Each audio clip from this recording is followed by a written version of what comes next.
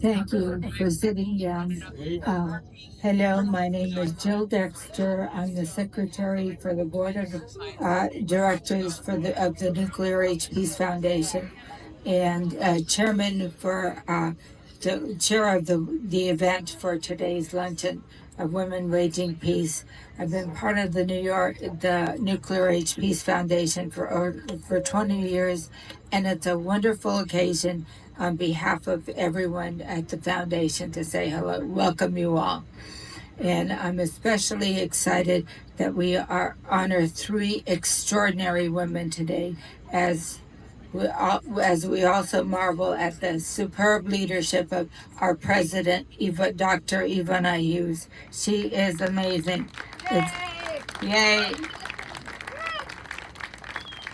It's hard to believe that Ivana has only been with Nuclear Age Peace Foundation for 2 years, and her contribution to the nuclear effort, disarmament, and abolition has made wonders. She has been amazing.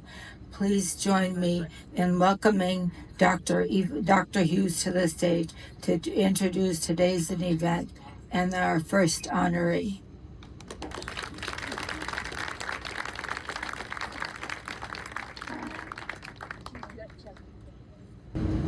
Thank you, Jill, for the lovely welcome and introduction. And thank you all for joining us today to celebrate the International Day for Total Elimination of Nuclear Weapons and three incredible women who have waged peace throughout their impressive lives and careers. Established in 2013 by the United Nations General Assembly, the International Day for Total Elimination of Nuclear Weapons is a symbol of the recognition that so long as nuclear weapons continue to exist, we are all at risk of death, and all that we have ever known is at risk of destruction. So long as nuclear weapons exist, humanity is at risk of extinction, and the human civilization is at risk of total and complete collapse. If you have seen the film Oppenheimer over the past year, you will have noticed that the beginning of the nuclear age was a story written by men. And so today you will witness the story of the end of the nuclear age that amazing women are writing together right now.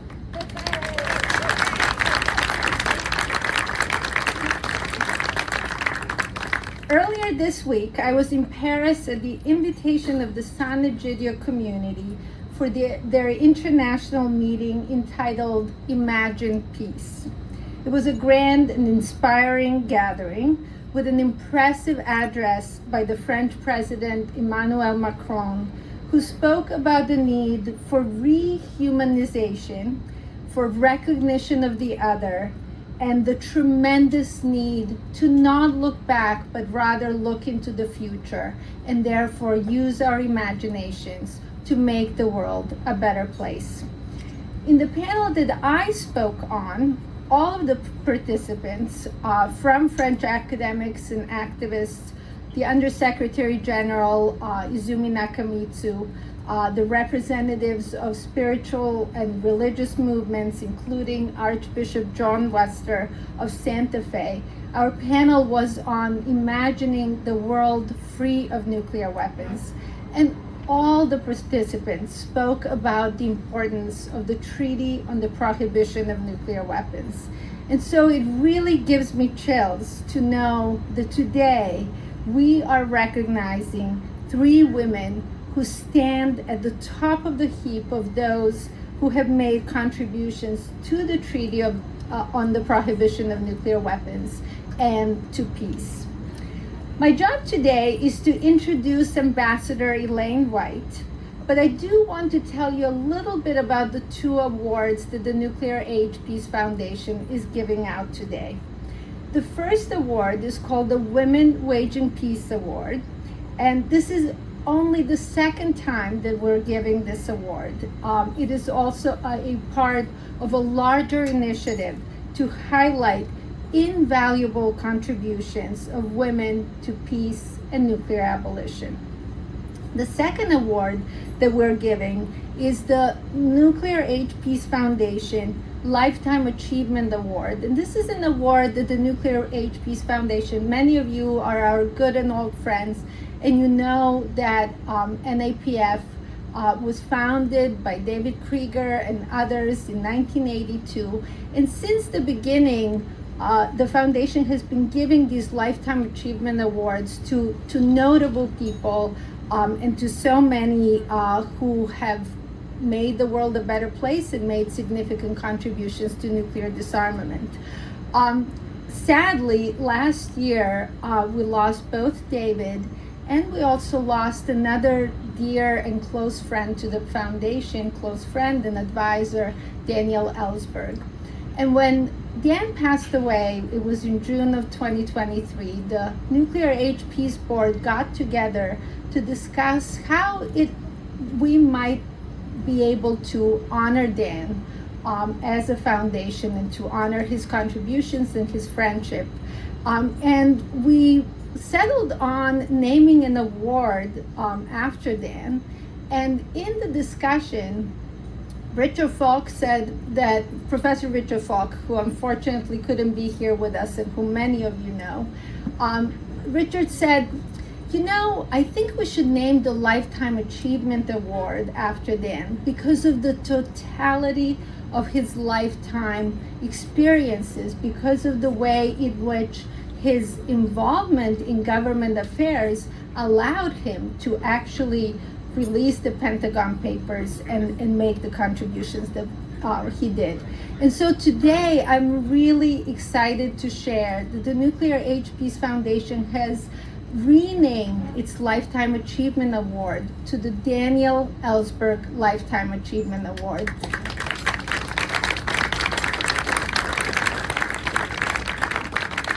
And in that same meeting, it was really quite obvious to us, and Cynthia, who you will be hearing from shortly, was a part of this. It was really quite clear to us that the first person who we wanted to honor with this award was none other than Patricia Ellsberg.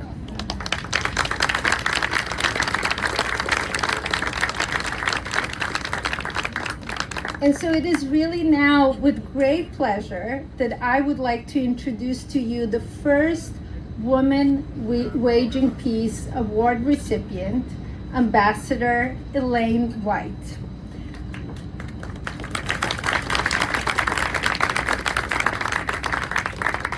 Ambassador Whyte was Costa Rica's ambassador and permanent representative to the United Nations in Geneva. And during this time and in this role, she presided over the conference, the UN conference that negotiated the treaty on the prohibition of nuclear weapons. This is, I cannot tell you what a monumental achievement this was. She got 122 states to agree on the text of a treaty that not just prohibits possession of nuclear weapons, that prohibits all sorts of activities, any and all activities you can think of in relation to nuclear weapons, and additionally has humanitarian provisions for providing victim assistance and environmental remediation to people who have already been impacted by nuclear weapons use and testing. The achievement was quite simply extraordinary. And I'll say, here we are celebrating women. There was one woman during those negotiations who actually wasn't part of the conversations inside the conference room. She was outside of the conference room staging a press conference, and rebelling against what Ambassador Whyte and her colleagues and friends were doing inside. That was Nikki Haley. She was the U.S. ambassador to the United Nations at the time, and she made it very clear she was not happy about what was happening in the conference room. Nevertheless, Ambassador Whyte and everyone else prevailed, and we got the treaty that is, I truly believe, is going to get us to the dream that David Krieger and the founders of NAPF had so many years ago, and that dream is a world free of nuclear weapons.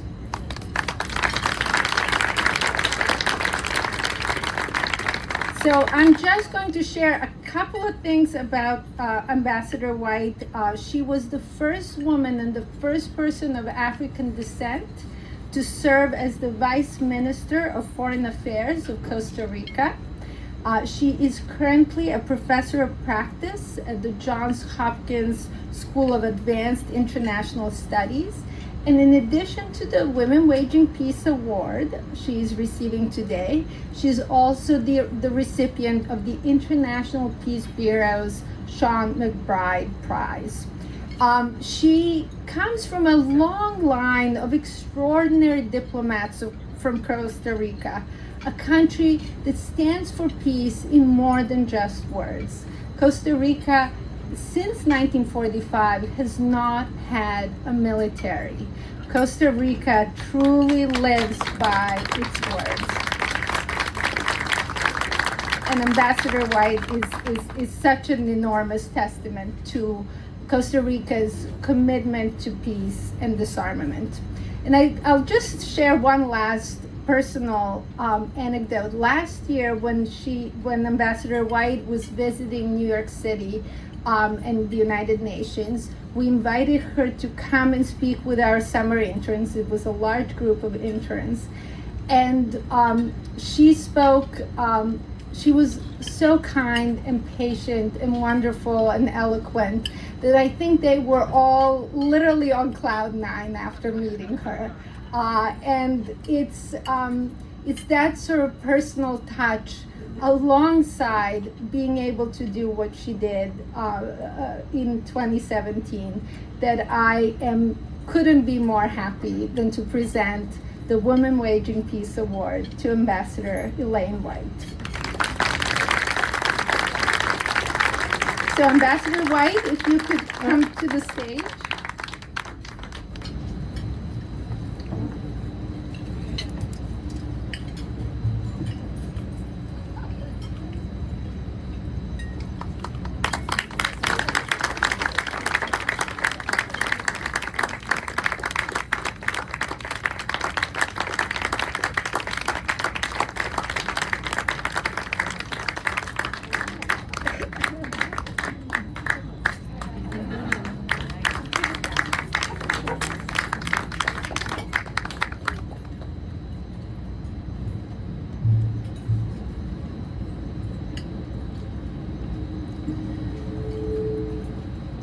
Ladies and gentlemen, dear friends of the Nuclear Age Peace Foundation,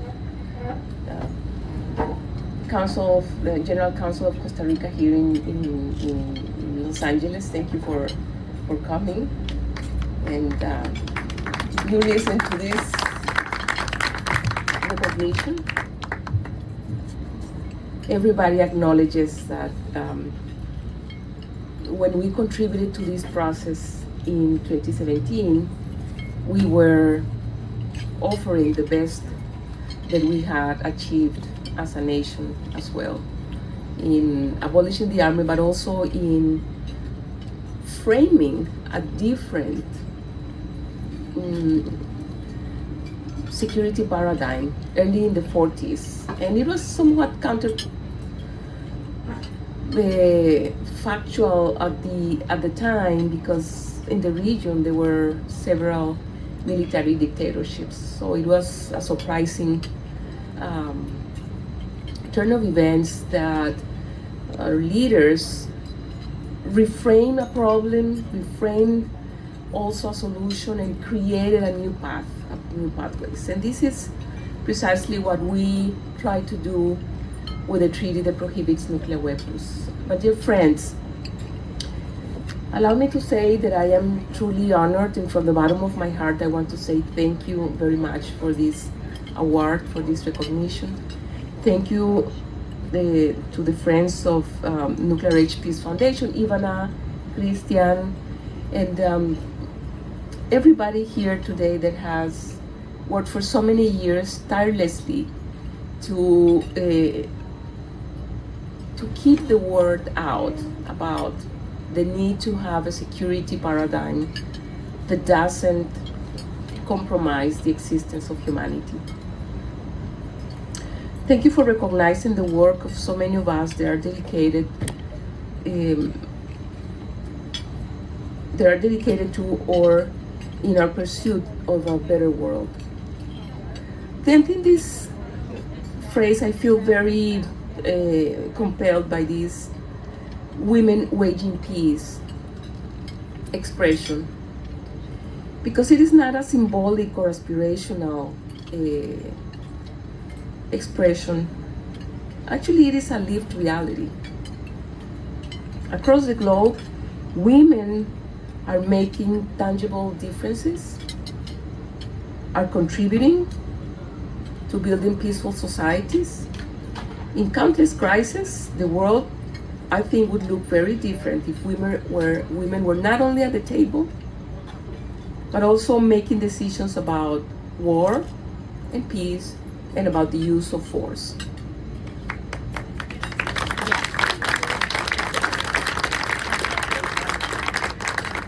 But allow me to share a more personal note as well. Presiding over a conference of the United Nations is one of the most challenging endeavors that one can actually undertake. And obviously it's one of the greatest honors that a diplomat can aspire to. But moreover, leading the negotiations for the Treaty on the Prohibition of Nuclear Weapons was, for me, a unique and transformative experience. One that I had been preparing throughout my life without actually knowing it. The process was transformative for many different reasons, but let me mention one of them, which is the undeniable impact of women's leadership in this process. As president of the conference and sitting at the podium, I was able to see the presence of women in the room, heading delegations, leading civil society organizations, being experts and speaking with expertise from different fields. And even the representative of the UN, of the Secretary General, the High Representative of Disarmament Affairs, was also a woman.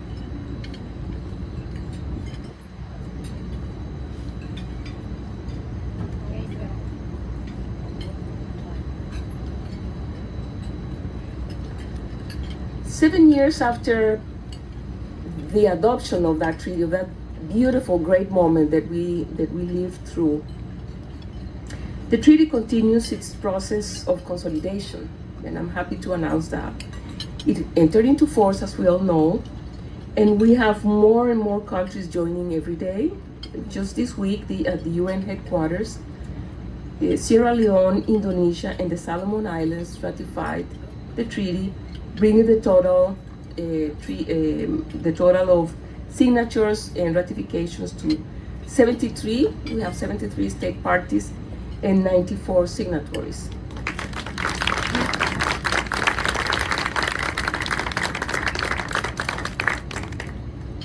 And beyond this good news, allow me to also briefly mention what I call the elephant in the room. Yesterday, I was teaching a course on human rights and emerging technologies, and we were listening and watching a TEDx talk by a Microsoft AI CEO, a gentleman from the UK with the last name of Soliman. He spoke about how in the 2010s, when he was starting to work on artificial intelligence, even mentioning artificial general intelligence would get strange looks and cold shoulders. People thought it was far-fetched, even eccentric. And I bring this to our meeting today because, friends, advocating for nuclear weapons, for nuclear disarmament, today, many times feels exactly the same. Some people dismiss us as dreamers, saying or telling us, don't you realize the nuclear armed states will never give up their weapons? Or even worse, nuclear arsenals are being modernized. The military expenditure actually has reached historic highs. Yet, like those in the tech world, I persist in sharing this message. We must eliminate nuclear weapons before they eliminate us.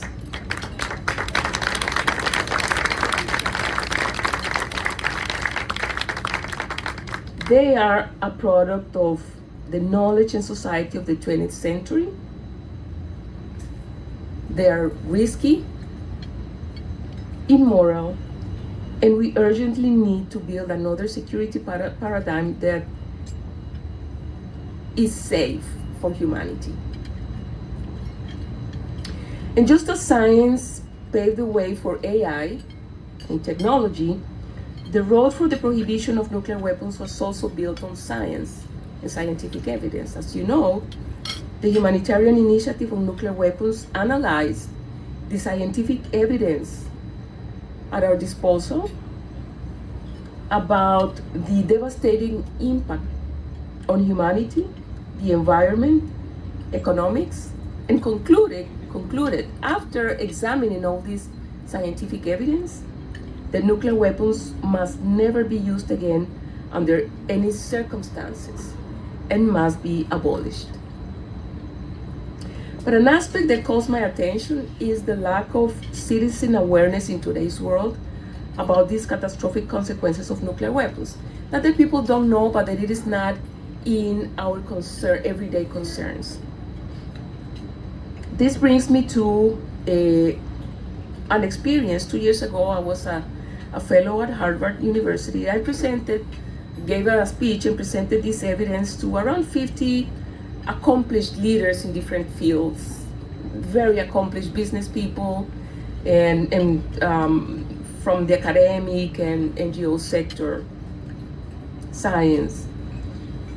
And many were shocked, admitting they were either unaware of the dangers of nuclear weapons or that they had not actually considered them a pressing issue. But more shocked was I to hear and to listen to their surprise. So this actually reminded me of Albert Einstein's work with the Emergency Committee of Atomic Scientists that he founded in 1946, precisely to educate the public about nuclear weapons. He believed back then that there is no possibility of control except through the aroused understanding and insistence of the peoples of the world. I believe very strongly that, like with climate change and artificial intelligence, we must amplify our collective action to push for policies that protect humanity and future generations. I urge you today to join your voice with ours, but furthermore, to spread the word and to bring your friends, one at a time, so this message of hope for a nuclear weapon-free world can regain momentum in global politics. Nuclear-armed countries must begin or reassume real negotiations for the irreversible and verifiable reduction and destruction of their nuclear arsenals. It has been done before, and it can be done now. So I would like to leave you with this thought. Let us put in the center stage of our concerns and in the center stage of our conversation with our friends. The nuclear weapons must be abolished, that we have to believe, and that we can act now. Thank you so much. Wow.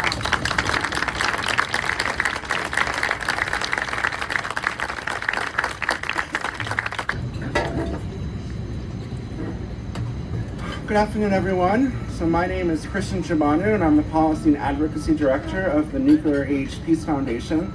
I have the honor to introduce Véronique Christory. She's the Senior Arms Advisor for the International Committee of the Red Cross to the UN. Since 1997, she has promoted and developed laws regulating the use of weapons, including conventional and nuclear weapons, as well as new technologies, such as autonomous weapon systems and cyber warfare. She participated in all the negotiations related to weapons issues at the UN in the last 2 decades, including the Arms Trade Treaty, all the NPT, Nuclear Non-Proliferation Treaty Review Conferences since 2000, as well as the Treaty on the Prohibition of Nuclear Weapons Negotiating Conference in 2017. She's also a close friend of the foundation. At all of these international meetings, whenever we bring young people to them, she takes the time out to talk to them and engage in substantive discussions with them. And that really helps them to understand the issues and what's happening in the main negotiating rooms.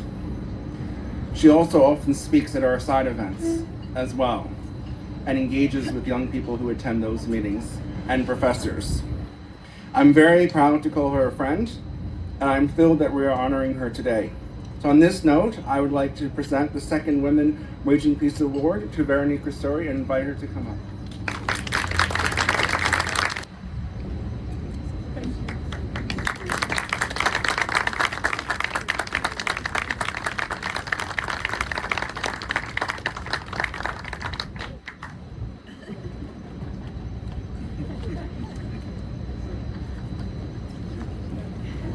Good afternoon. Dear Nuclear Age Peace Foundation friends, dear Ivana, Elayne, Patricia, Christian, dear distinguished guests. It is with a profound emotion that I am standing in front of you and trying not to be too emotional so I can share a few words with you. I promised myself that I wasn't going to cry. But if tears are not streaming for the Women Waging Peace Award, when they will flow?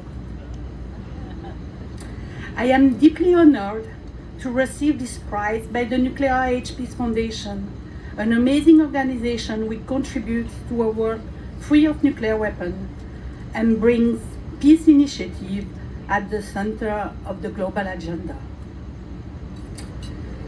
Thank you, Christian, for your kind words, for your incredible dedication, enthusiasm, and creativity to bring nuclear justice, empower young people to be, as you are, the next generation of disarmament leaders. Thank you, Dr. Ivana Hughes, for your exceptional leadership at the helm of the NAPF. You are an amazing source of knowledge, inspiration, admiration, and respect. You bring with brio the NAPF mission with determination at the heart of the United Nations and beyond. We gather today, as you said, on the International Day for the Total Elimination of Nuclear Weapons, united by our commitment toward a world free of these inhumane weapons. As David Krieger reminds us in poetry, nuclear weapons are frightful weapons. They can destroy everything. Each person on the planet, each of the 7 billion, is a reason to abolish this weapon. Otherwise, if nuclear weapons continue to exist, we won't. As Elayne said, and Chris at the beginning of this breathtaking play, talking about the fire that we'll have hopefully the opportunity to see tomorrow. 3 years ago, my stepdad passed away on this day from COVID. He was sometimes asking me what I was doing, wondering where it came from, his strength and passion to ban weapons. I am thinking of him now. He perhaps smiled with pride as I received this prize.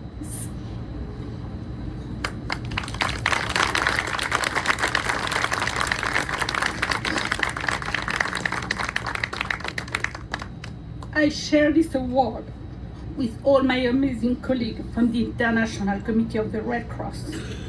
Without them, I wouldn't be here today. I dedicate this award to my 4 wonderful children. Céline with us today, Arthur, Emile, and Elise, and to my family.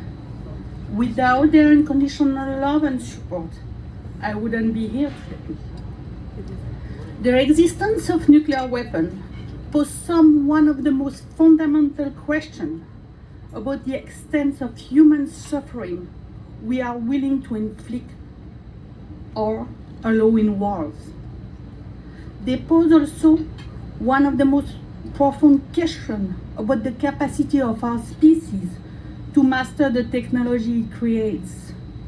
With the development of autonomous weapon systems, as Elayne mentioned, these are not rhetorical questions. They are existential ones too. Today, the risk of nuclear weapon use, deliberately or not, is alarmingly high.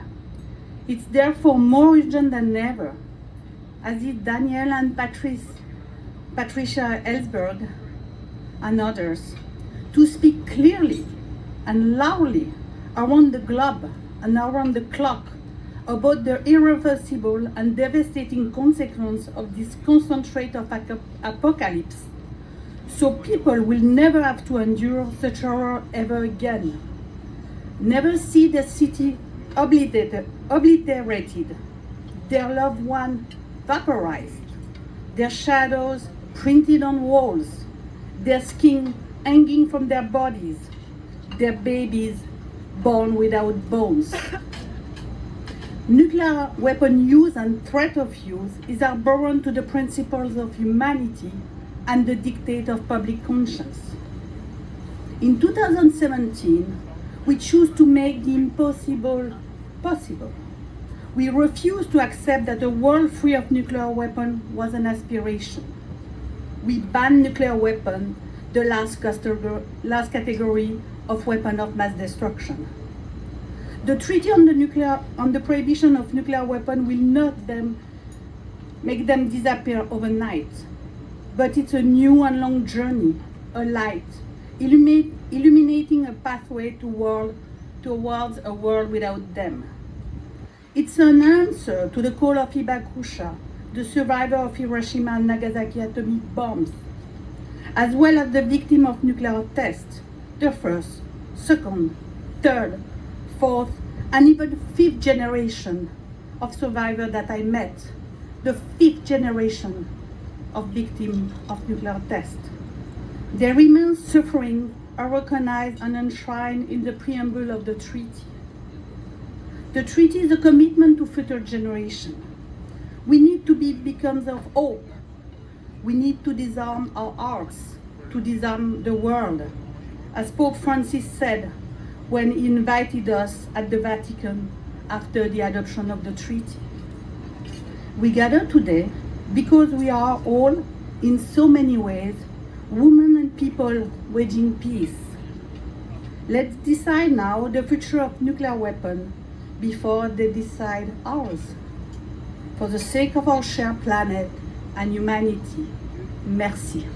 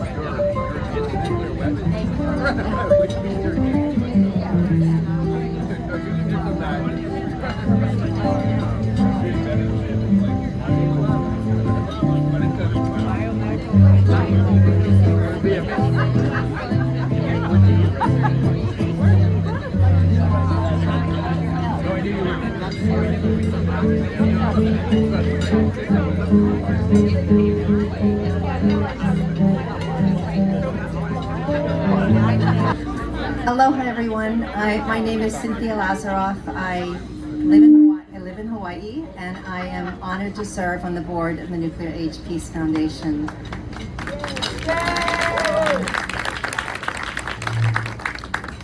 And I was honored 2 years ago to receive the Women Waging Peace Award, and now to see my dear sisters, Elayne and Véronique, joining this tradition is just such a deep honor and pleasure. It's so wonderful to be here with all of you. Thank you, Ivana. Thank you to all the board members. And today I'm really honored to be presenting the inaugural Daniel Ellsberg Lifetime Achievement Award. My words today are for you, Patricia. And so I'm going to be addressing you for most of the time. Dearest Patricia, it is my deep honor, privilege, and pure joy to present you with this inaugural Daniel Ellsberg Lifetime Achievement Award. There is no one on the planet, I dare say no one in the universe, who is more deserving of this award than you. And I know that Dan is right here with us today, and he's absolutely thrilled, celebrating this moment, ethereally smiling, clapping, and cheering you on.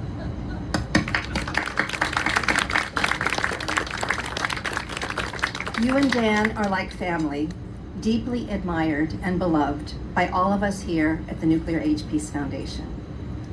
Dan's immense courage and unparalleled leadership in the quest for peace and ending the scourge of nuclear weapons has been a shining beacon of inspiration to the Foundation since our founding by our dear David Krieger over 40 years ago.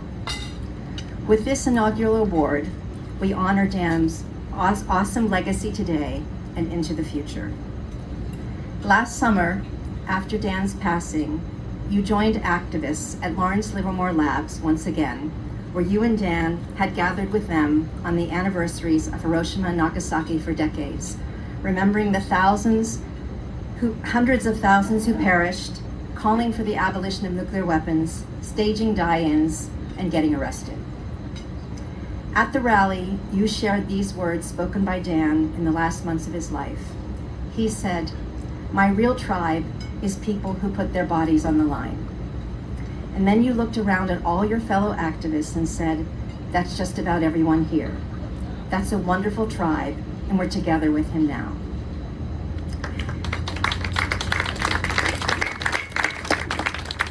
That tribe is what this award is all about. And you above all were the shining star of that tribe for Dan. Before Dan put his body on the line with the release of the Pentagon Papers, you embraced his cause for truth-telling to save lives and stop the killing in Vietnam. His cause became your cause. You were beyond fully devoted. With all of your love and all of your heart, you were there with him every step of the way. You not only stood beside him, you put your body on the line too. Dan wanted to protect you, so he didn't initially give you a copy of the Pentagon Papers. But before he released them, he gave you some excerpts and asked you to read them. You knew Dan had to act to fulfill the moral and existential imperative of what he was so urgently compelled to do. He was compelled, and you were compelled. You helped him make another copy of the Pentagon Papers. You cut the words "top secret" out of the 7,000 or so classified pages, and you went into hiding with Dan. When you and Dan came out of hiding to attend the arraignment, you were surrounded by press. As Dan spoke to the world and took full responsibility for releasing the Pentagon Papers to reveal the truth about the Vietnam War, you held his hand. What few know is that in your other hand, you held a piece of paper of what Dan had asked you to say if he was silenced and taken away.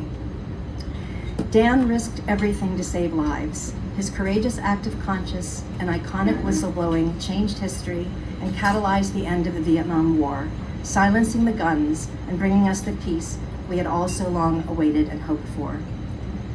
Dearest Patricia, you acted largely behind the scenes, and you are exceedingly modest, one of the most humble people I know. But the truth is, you helped Dan. You aided and abetted.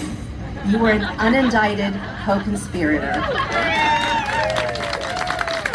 And if history had played out differently, had Dan been convicted on the 12 felony counts for espionage, theft, and conspiracy, carrying a possible prison sentence of 115 years, he could very well have been indicted as a co-conspirator. For more than half a century following the release of the Pentagon Papers, you were constantly at Dan's side, dedicating yourself to the causes you and he so deeply cared about, peace and ending the threat of nuclear weapons, incessantly sounding the alarm to save lives because our lives are at stake. During your last precious months together, Dan said to you, "Your advice is what I listen to most."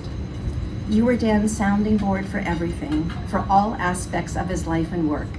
There wasn't an article, book, interview, or speech that you didn't somehow weigh in on, which in the case of Dan's masterpiece, The Doomsday Machine, meant years of living daily with the devastating revelations about the risks and unimaginable horrors of nuclear war. Deepest vows of gratitude to you, dear Patricia, for your courage, for your devotion, for carrying the torch for so long, for putting your body on the line for what's right with all the love in your heart. With this award, we honor you, we bless you, and we love you.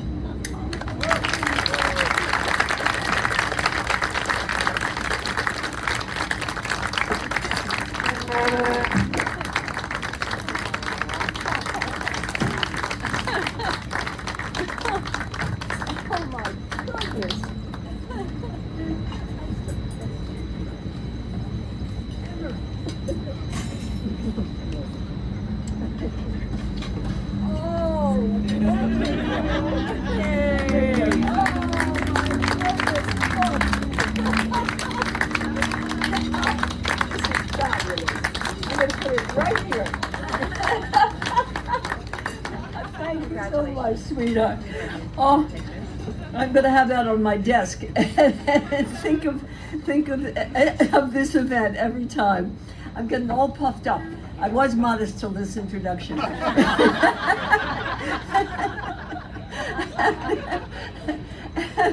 I'm so honored and proud to be receiving this award in such remarkable company. Just the fellow awardees, or how do you say, sister awardees, and also the people that I know and the people that I've met. It's just so beautiful, and I really will cherish it. And I'll look at it every day because it'll be on my desk if I take it away from my cabinet or by my bedside. And as Cynthia said, I really feel Dan's presence here. He loved the Nuclear Age Peace Foundation. He loved David and Carolee. We got to spend several visits there, and they were like family to us. And David and Dan shared an obsession, an obsession to rid the world of nuclear weapons. And I feel we married for 53 years, very loving marriage. And I feel that the name of this award should be the Lifetime Devotion Award. Because I heard a lot about nuclear doomsday. Lunch and dinner, and then I would say, before we go to sleep, maybe not just now, darling. He was totally obsessed with a magnificent obsession, and he died, as many of you know, a little over a year ago, and without pain. Hospice was incredible. Pancreatic cancer, never pain, surrounded by love, and his immediate family and a few friends were there when he was dying, and he just went off with such dignity. And one of the funny things about getting the diagnosis, terminal diagnosis, I was there with a lot of the calls from the doctor, and we get that it's terminal. They did some testing, and the first thing Dan says is, "I'm relieved because I don't have to be around in case what I fear might happen in Ukraine, the use of nuclear weapons, happens." And so he's relieved. The next thing he does is call his heart doctor because he had a mild case of congestive heart failure and he couldn't eat salt. So he called his heart doctor, who fortunately got on the phone, and he said the diagnosis, "Can I eat salt?" And the doctor said, "With that diagnosis, you can eat salt." And then Dan says, "Can I indulge?" And so the next thing, when he hung up from the doctor said, "Indulge away." And the next thing he said to me, we didn't process the diagnosis or anything. He said, "Would you mind going out and getting some lox and bagels?" That was my first errand after hearing the diagnosis, which we kind of had a fear of. It didn't look good, a growth on his pancreas. And the beautiful thing, those 4 months were really very happy with him. He got enough press that he was being interviewed so he could really say what was on his mind. And then he was eating chocolate cake and ice cream, after the lox and bagels. But what was so beautiful was, I asked him, and another friend asked him, and she reported it, are you ready to go? And he said, "No, I would like to keep living." He was 93. He had all his faculties, very active. And he said, "But I feel at peace because I've done everything I could to try to prevent use of nuclear weapons." And that was so wonderful. So the last 4 months of his life were filled with so much love, and his children from an earlier marriage came. We were all very close. And he was just radiant. As our son, Michael, said that he never seen his father so ebullient for so long. And I think it was the lox and bagels. And Cynthia mentioned cutting the top secret off the 7,000 pages. That was one of my tasks because we wanted more copies. We only had one. And Dan had given me some of the excerpts. And he had tried to get it out through the Senate and the Congress with Fulbright and McGovern, and they all said yes, yes, and never did anything. And so the next step, he would have been pretty safe legally if it had been done through the Congress. So the next step was the New York Times. And that is why he got indicted for 115 years. And he really just felt compelled. And after I read the excerpts, I said to him, these have to come out. And I said, and he'd never noticed this, it was amazing. I was reading these excerpts and they were saying things like, one more turn of the screw, the water drop technique. And I said, this is the language of torturers. And he had never noticed that. And I said, these have got to come out. So they came out in the New York Times after a while, and it was so beautiful. We were in Cambridge at the time. He was at MIT, and we gotten a little stoned that night, and we went out to the movies with Howard Zinn. A lot of you would know him. We were close friends. And we were coming back from the movie, smoking, passing around a joint. It's legal in California, it's all right. and went by the newsstand, the big newsstand in Cambridge, at Harvard Square. And there it was on the front page of the New York Times. So we were thrilled. We were just thrilled. We gave the extra copies to Howard Zinn. He was in charge of distributing them, in consultation with Dan. But the time of cutting off the top secrets, I remember. I mean, I'd gone to a boarding school, and I went to Harvard, good schools, and what am I doing? Top secret, and I had to read the whole page because it was always in a different place. It was quite a labor of love. But anyway, we're facing at least two existential threats. The nuclear threat, use of nuclear war, and it's being threatened right now by Russia, and it's threatened by NATO. I mean, that is part of our strategic defense. It's being threatened as we sit here, and that is an outrage. And we spend $2 trillion over the next 3 decades to modernize ICBMs, which attract attack, make us less secure, and make them more usable. I mean, that's $2 trillion. Where does that money, where should it go? To combating climate change and meeting other urgent social needs. It's an outrage. I mean, it's not only a threat, it's sane. I think part of the reason that we don't talk enough about it is it's a lot of money goes to the military-industrial complex, and a lot of money. Oil is good for, war is good for oil companies, and that it's very hard to change that. And they give a lot of donations to congressmen and senators, and they're congressmen in the middle of the country. They're so happy for employment and jobs, and so I think it's a lot about money. The most fundamental moral issue perhaps we're facing, along with climate change, and it's about money just as much as anything else. So what I think is really needed is a great spiritual awakening, with women at the lead.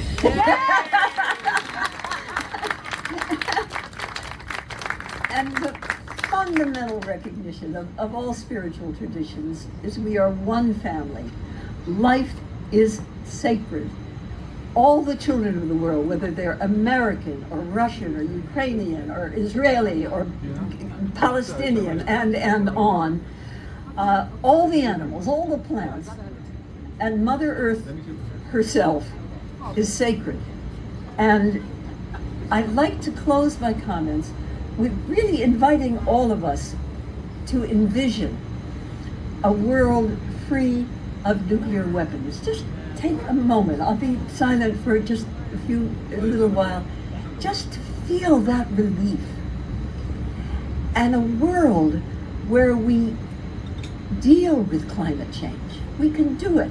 Enormous amount of money needed. Changing our whole economy. But it can be done.